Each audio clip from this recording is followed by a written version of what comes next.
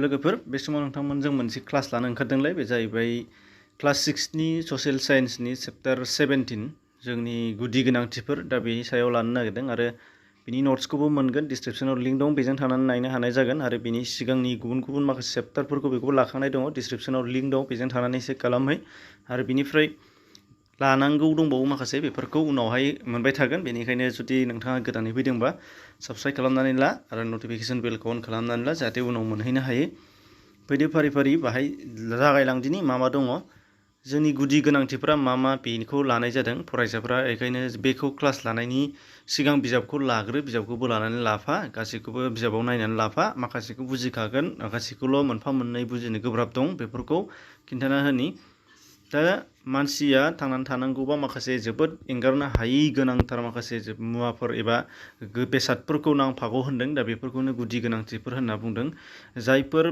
मुवा बेसादफोर गैयाबा जायफोर गोनांथिफोर गैयाब्ला मानसिया मानगोनाङै जिउ खुंनो हाया बैफोर मुवा बेसादफोरखौनो मानसिनि जिउनि गुदि गोनांथि होननानै बुंनाय जादों नाथाय बिनि अनगायैबो गोबांथार जोङो गोबां मुवा बेसादफोर बाहायो एबा गोनांथिफोर बाहायो नाथाय बेफोरो मानसिनि थांनानै थानायाव एसेग्राब गोनां नङा एबा गैयाबाबो सोलियो होननानै बुङो बेफोरखौ लेङाइ गुदि गोनांथि एबा लेङाइ गोनांथिफोर होननानै बुंनाय जादों गुदि गोनांथिया बेनो जायफोर मुवा बेसाद एबा जायफोर गोनांथिफोरा जोंखौ मानसिखौ जिब जुनारनिफ्राय साबसिनै माने आदद गोनांसिन एबा मान गोनांसिन सैथानसिन जिबि हिसाबै जोंखौ जिब जुनारनिफ्राय फोथांनानै दङ जिहेतु दा बैफोरबादि गोनांथिफोरखौनो जोङो मानसिनि थाखाय गुदि गोनांथि होननानै बुंनाय जादों दा बेफोरनि बेलायाव गाहायै माया दङ दा बेखौ फारि फारियै मिथिगोन दा बाहाय दङ बिजाबाव होखानाय बादियै नुनो मोननाय जागोन जे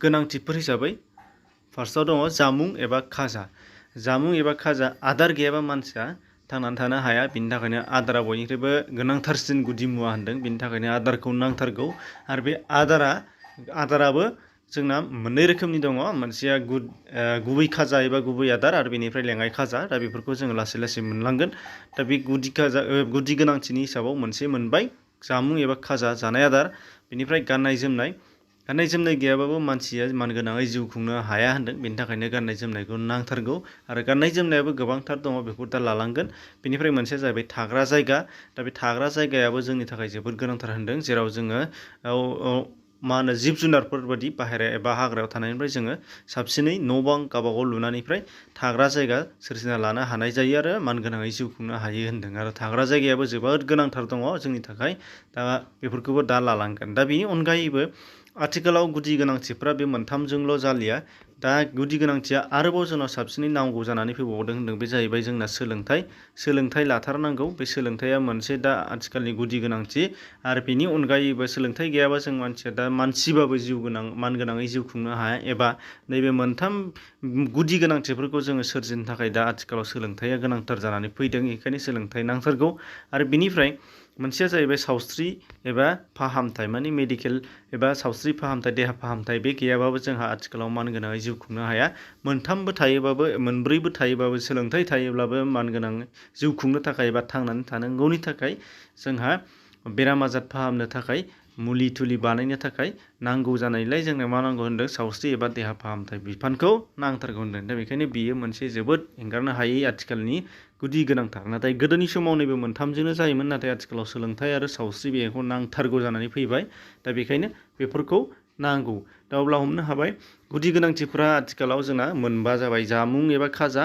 गाननाय जोमनाय थाग्रा जायगा आरो बेनिफ्राय सोलोंथाइ बेजों लोगोसे आरोबाव सावस्रि फाहामथाय दानिया आदारा जाहैबाय मोननै रोखोमनि होनदों आदारा माखौ होनना बुंदों जोङो थांनानै थानायनि थाखाय जा बेसादखौ जायो बेनो जोंनि आदार एबा जाय बेसादफोरखौ जानानै जों थांनानै थायो बेनो आदार जुनारफोरा मोसौफोरा गांसो जाग्राया गांसो जायो बेदर जाग्राया बेदर जायो मानसिया गासैखौबो जायो होनदों नाथाय बैफोरनिफ्राय साबसिन खालामनानै जोङो जायो माने संनानै जाजाग्राखौ संनानै जायो गोथाङै जाजाग्राखौ गोथाङैनो जायो दा बे हिसाबै जोंनि मानसिनि खाजा एबा जानाय खाजाखौ आदारखौ मोननै बाहागोआव रानदों होनदों गुबै खाजा आरो उफेरा खाजा गुबै खाजा आरो उफेरा खाजा माखौ होनो बेखौ नायदिनै फैदो बेखौ सल' हिसाबै नोंसोरनो खिन्थादों दा बेखौ गावबागाव फरायबाबो मिथिगोन नाथाय आङो बेखौ थोंजोङै खिन्थानो नागिरदों गुबै खाजाया माखौ होनो आरो लेङाइ खाजाया माखौ होनो एबा उफेरा खाजाया माखौ होनो दानिया गुबै खाजाया जाहैबायनो मानसिया जायगा लायै जायगा मानसिया जायगा लायै जायगा थांनानै थानांगौनि थाखाय सानसेयाव बोथिनै थियै जायफोर आदारफोरखौ जायो बेनो गुबै खाजा। खमावबो सानसेयाव बोथिनै थियै जागोन माने बेखौनो थांनानै थानायनि राहा हिसाबै आदार हिसाबै गुबैयै जागोन। दा बेफोरखौनो गुबै खाजा होननानै बुंनाय जायो होनदों। जेरै जोंनि आसामनि मानसिफ्रा ओंखामखौ बांसिन गुबै खाजा हिसाबै बाहायो। सानसेयाव खमावबो बोथिनै जायो, खायफाया बोथिथाम जायो। दा बेखायनो बे ओंखाम जानानैसो जोङो मानसिया आसामनिबा फ्राय थांनानै थायो। गुबुन गुबुन जायगायाव रुटि आरो गुबुन गुबुन जायगायाव गुबुन गुबुन एस्किम' एबा गुबुन गुबुन जायगायाव थाग्राफोरनिया खायफाया ना जानानै थांनानै थाग्राबो दं, नाखौनो गुबै खाजा। खायफाया बेदर जानानै थांनानै थाग्राबो दङ, बेबो गुबै खाजा। आरो खायफाया गुबुन गुबुन बेसादफोर जानानै थांनानै थायो, बेफोरखौ गुबै खाजा महरै लायो। नाथाय जोंनि भारतनि बेलायाव नुनो मोननाय जागोन रुटि आरो ओंखाम बे मोननैयानो गाहाय। दा जोंनि आसामनि बेलायाव एबा बर'फ्रा जोङो ओंखामखौ गुबै खाजा महरै बोथिनै थियै जायो। ओंखामजों लोगोसे ओंख्रि थाफाजोबगोन, बेफोर गासैबो गुबै खाजायावनो गोलैजोबफागोन ओंख्रियाबो। आरो रुटिजोंबो ओंख्रिखौ जाफायो, बेयावबो गासैबो गुबै खाजायाव गोलैफागोन। दानिया उफेरा खाजाया माखौ होनना बुंदों नायदो। उफेरा खाजाया जाहैबाय सानसेयाव जों बोथिनै थियै जानायनि अनगायैबो सम सम जों गोबां मुवा बेसादफोर जाफायो होनदों। बेफोरखौनो लेङाइ खाजा एबा उफेरा खाजा होननानै बुंनाय जायो। जेरैहाय जोङो फिथाइ सामथाइ जानो हागौ, साहा लोंनो हागौ, साहाजों जों गोबां मेथाइ सेथाइ जानो हागौ। दा बेफोरो जोंनि थाखाय लेङाइ खाजा होनदों। दा बेनिफ्राय जोङो क्लास 6नि जोंसोर फरायसाफोर हिसाबै बेखौ मिथिथारनांगोन जे गुबै खाजायासो मानसिखौ थांनानै थाहोयो एबा मानसिनो पुस्थायु जगायो होनदों। बेखायनो बेखौ बांसिनै जानो नांगौ। ओंखाम जायालाबा जोङो लेङाइ खाजाखौल' जायोबा मानसिया गोबां पुस्थायु खम जालाङो आरो लोरबां जालाङो आरो नोरजिया जायो होनदों। नोरजिया जानानै बेयो गोबां बेराम आजारबो जानो हागौ होनदों। दा बेखायनो ओंखाम जानांगोन। ओंखामा एबा जोंनिया ओंखाम नालाय एबा रुटि जायोबा रुटि बे गुबै खाजाखौ जाथारनांगोन। बेनि उनाव उफेरा खाजाखौ नों बेसेबां जायो बेसेबां जाया बे नोंनि गोसो। नाथाय उफेरा खाजाखौनो उदै बुंजासे सानफ्रोमबो जायोबा बेयो देहानि थाखाय पुस्थायु जगाया होनदों। बेयो खालि माबि बबेबाया थावनायनि थाखायल', बबेबाया पुस्थायु जगायोबाबो मोनसे बिथिंनिफ्रायल', नाथाय थांनानै थानाय देहानि गासैबो नांगौ बेसादफोरखौ सोनानै होनो हाया होनदों। आरो फारसेथिंजाय माखासे बेराम आजारफोरनि लामासो होनाय जायो। दा बेखायनो गोबाङानो आथिखालाव जोंना मिथाइजों थानो नागिरो, नाथाय बेफोर मिथाइफोरा जोंना मा होनदों बानायनाय आरो गोबाव जोरनायनि थाखाय बाहाय गोबांथार माखासे बेसादफोर होयो, जेरै बेकिं सदा सेवैनि थाखाय माबा माबि बेसादफोर लागायो, बेफोरो देहानि थाखाय खहा खालामो होनदों। बेखायनो नाथाय ओंखाम एबा ओंख्रि जानायाव जोंहा एसेग्राब खहा जाया। बेखायनो गुबै खाजाखौ जोङो सानफ्रोमबो थियै जानो नांगोन। बेनिफ्राय उफेरा खाजाखौ जानायाबो जानांगौ, नाथाय उफेरा खाजाजोंनो जानानै थांनानै थानानै होननानै जों जानो नाङा एबा सानसेयाव उफेरा खाजाखौल' जानानै थानो नाङा, गुबै खाजाखौ जाथारनांगोन। दा बेखौ होनदों। आरो बेनि बागै फरायावबो नोंसोरनो खोन्थादों सल' हिसाबै, जेराव लोरबां जानाय लोमजानाय बेखौ डाक्टरा फोरमायनाय। दा बेखौबो नोंसोरो फरायाव मोनगोन। दा बेयो जोबोद गोनांथार, बेखौ नायदो। दानिया बिनि अनगायैबो जोंहा नायदो दानिया गाननाय जोमनाय। गाननाय जोमनायाबो नायदो। गाननाय जोमनाया जोंनि मानसिनि गुदि गोनांथि होनदों, दहायनो खिन्थाबाय। गाननाय जोमनाया गुदि गोनांथिया मानि थाखाय जोंनो नांगौनो गाननाय जोमनायखौ। गाननाय जोमनाया मोननै मोनथाम बेसाद बिथिंनिफ्राय जोंना जायो।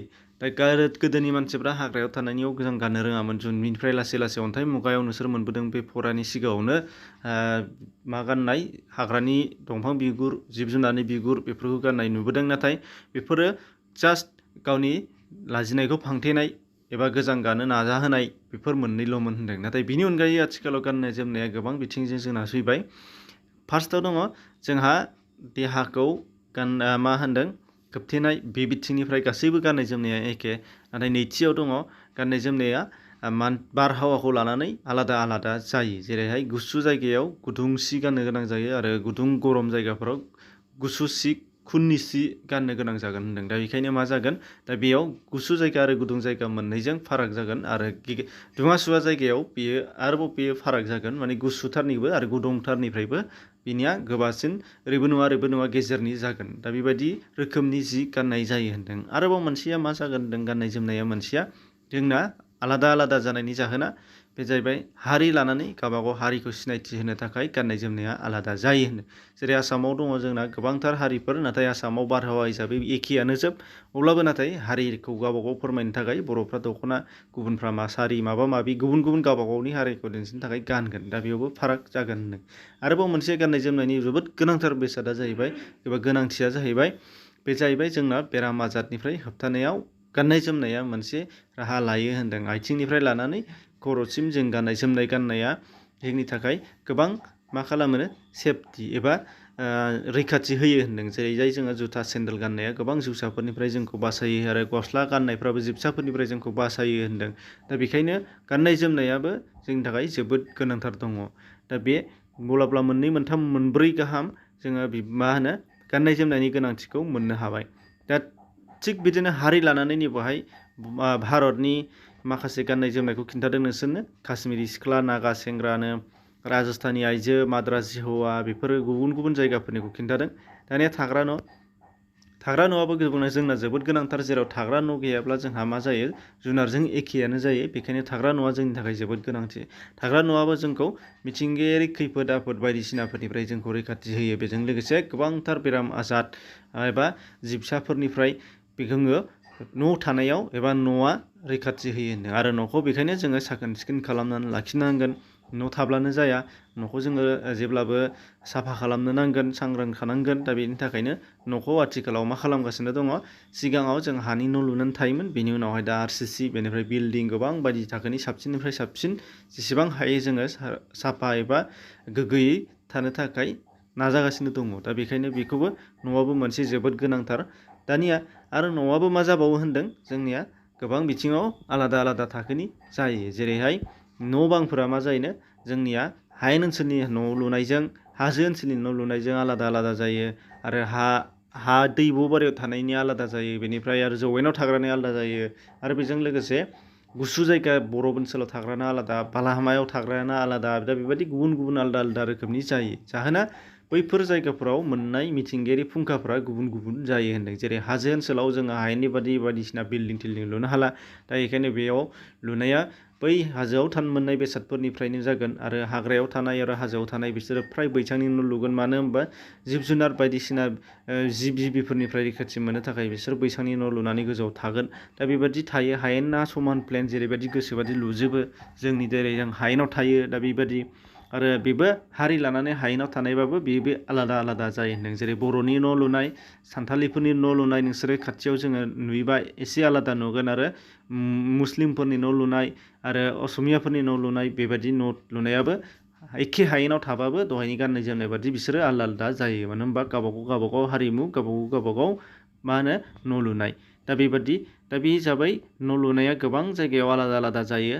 जेरैहाय बाहाय होनाय दङ नोंसोरनो, तुन्द्रा ओनसोलनि एस्किम'फोरा माने गुसु ओनसोलाव थानाय बरफ ओनसोलाव थाग्रा मानसिफ्रा बारनिफ्राय रैखा मोननो थाखाय बरफ थुख्राजोंनो न' लुयो। आरो बिसोरना जोंनि बादि थोरखि जेबो गैया, जेबो खोबनाय थायो। नोंसोरो जेरैहाय नुदों बे। आरो बेनिफ्राय दैब'बारियाव थाग्राफोरा नाव एबा मा होनो भेल सायावनो न' लुनानै थागोन। बेखौ नोंसोरो मिथिगौ, बयबो मिथिखागौ। दानिया बेनिफ्राय आरोबाव मा दंबावो होनदों, हाजो ओनसोलनिया बेबादि बैसां आरो हाग्रा ओनसोला बैसांजों लुनानै थागोन। दैब' ओनसोलाबो फ्राय बैसांजोंनो लुनानै थायो। बेनिफ्राय आरोबाव नुनो मोननाय जागोन, बरफ ओनसोलनिया तम्बुजों न' लुनानै थायोनो, जाहाथे बारहुंखा फैयोबा बिसोरो थाबैनो बोखारनानै दाबसे रैखाथि गोनां जायगायाव थाहैनो हायो। दा बेनि थाखाय बेबायदि तम्बुजों न' लुनानै थायो होनदों। बेखौ नोंसोरो नायबानो जाबाय। जायफोरखौ मा होनना बुङो, बालाहामानि मानसिफोरखौ बेडुइन। दा बेबायदि नाथाय आथिखालाव फ्राय गासैबो जायगायावनो मोनसे रोखोमनि न' लुगासिनो दङ होनदों। बे जाहैबाय माबे, बिल्डिं एबा RCC। दा बेखौ जों बयबो मिथिगौ। दा बेनिफ्राय माने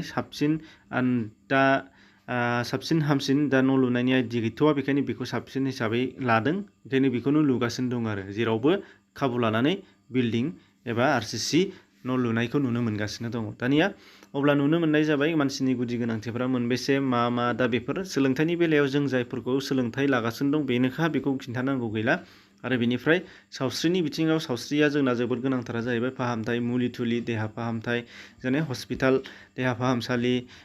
बेनिफ्राय जोंनो मा होनांगौमोन, सोलोंथाइ, फाहामथायनि सोलोंथाइ, देहा फाहामनायनि सोलोंथाइ, बेफोरो जोबोद गोनांथार। दा बेखौ जोंना सरकारा आखायाव लागासिनो दंखायो जोंनि बे हादरनि बेलायाव मोनफ्रोमखौबो। जेराव सोलोंथाइखौबो जोङो 10 थाखोसिम फ्रि, आरो सावस्रि फाहामथायनि बेलायावबो फ्रि, साफ्रोमबो बेसेन नाङालासे फाहामनाय लानो हायो सरकारियाव। बेनिफ्राय बेखौ जोंना सरकारा नायगासिनो, बेनि थाखायनो, जुदि गोनांथारनि थाखायनो। दा बेफोरखौनो नोंथांमोननि बे फरायाव होनाय जादों। गासैखौबो खोन्थाजोब्बाय। मोनसे मोननै थालांनो जानो हागौ, गावबागाव बिजाबाव फरायबाबो नुगोन, साबसिनै बुजिनो हागोन। बेनिफ्राय सोंनाय फिननाय दङ गासै गोबांथार। बे सोंनाय फिननायफोरखौ डिसक्रिपसनाव लिंक मोनगोन, बेजों थानानै नटखौ लिरख'नानै लाब्लानो जाबाय। स्क्रिनशट खालामनानैबो लिरख'नानै लानो हागोन। गोसोबादि आरो उननि एबा सिगांनि गुबुन गुबुन फराफोरखौ डिसक्रिपसनाव लिंक मोनगोन, बेजों थानानै नायबानो जाबाय। गोजोन्थों।